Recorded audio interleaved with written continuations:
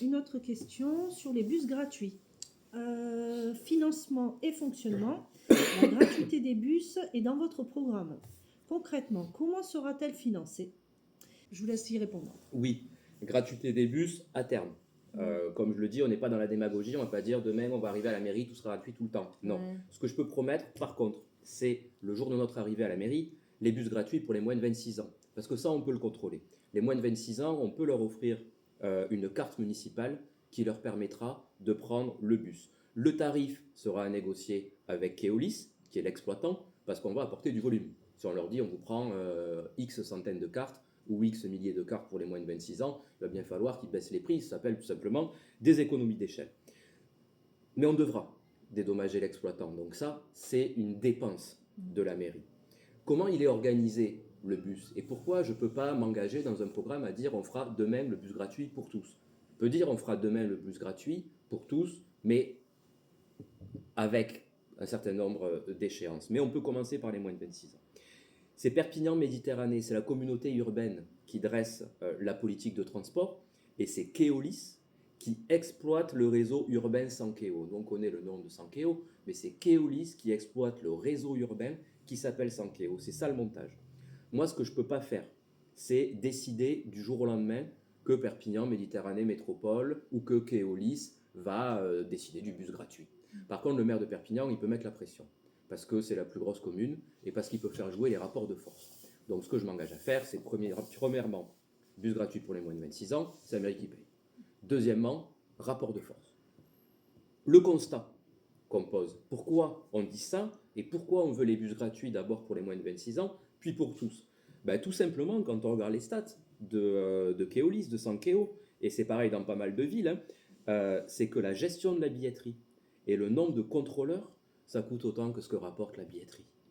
Donc autant refaire du bus un vrai service public municipal. Mais pour que ce soit un vrai service public municipal, il faut aussi que les gens aient envie de le prendre. Vous avez envie de prendre le bus? Je pense que non. Vu la qualité du réseau et Non, vu la non, fréquence, je comprends pas. vous ne le Moi. prenez pas. Donc Oui.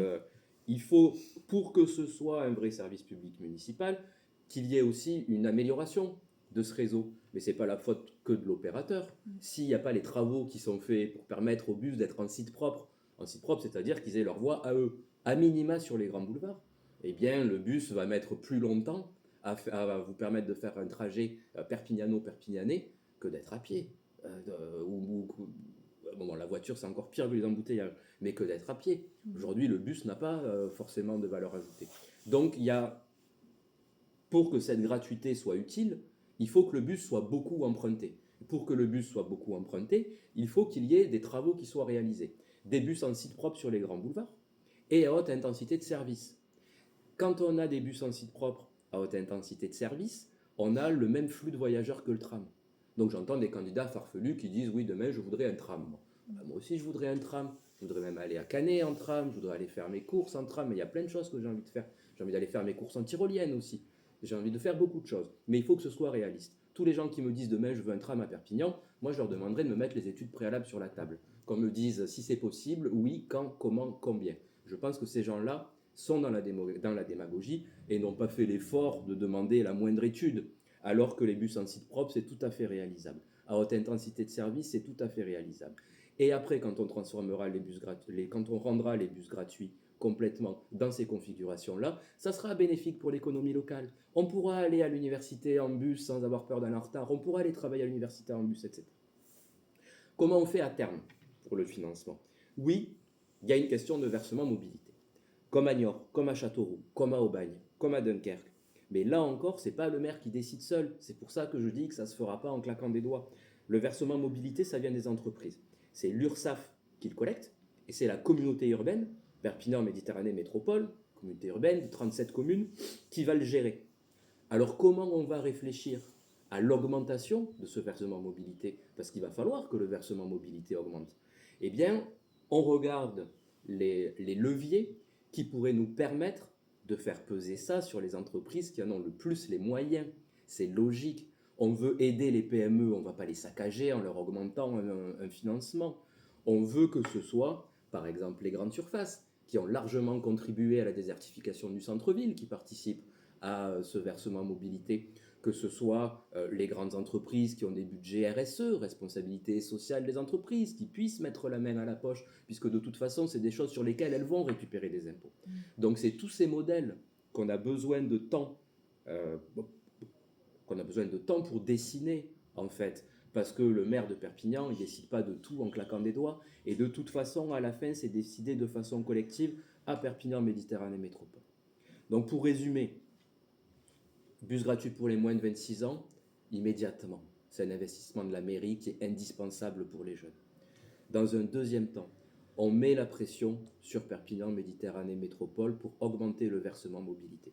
Dans le même temps, on fait passer les bus en site propre, en centre-ville, et à haute intensité de service.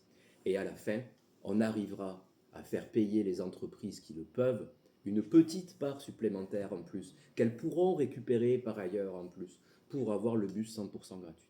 Voilà le modèle. Je crois qu'il y avait une question sur le soir aussi. Oui. Bon, le soir, il y a des navettes. Oui, tout à fait. Ouais. À la suite, on peut rester là-dessus, sur les horaires tardifs pour les jeunes, les étudiants, les salariés qui travaillent, qui ont des horaires décalés. Si vous prévoyez des bus plus tard le soir pour garantir la mobilité. Donc, comme a expliqué depuis quelques minutes, c'est pas le maire qui décide.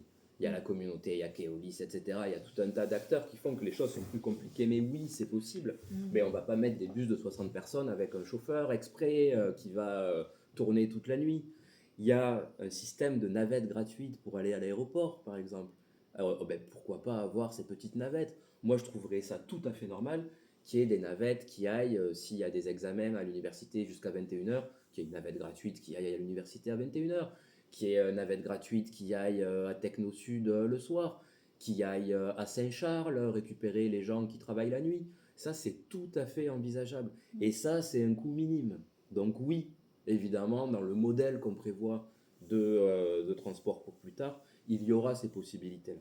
Mais il n'y aura pas des bus qui passeront toutes les 20 minutes, parce qu'on ne va pas faire passer des bus toutes les 20 minutes s'ils sont tous vides la nuit. Mais il y a ce système de navettes qui existe déjà et qui existe aussi ailleurs, mais qu'il faut développer.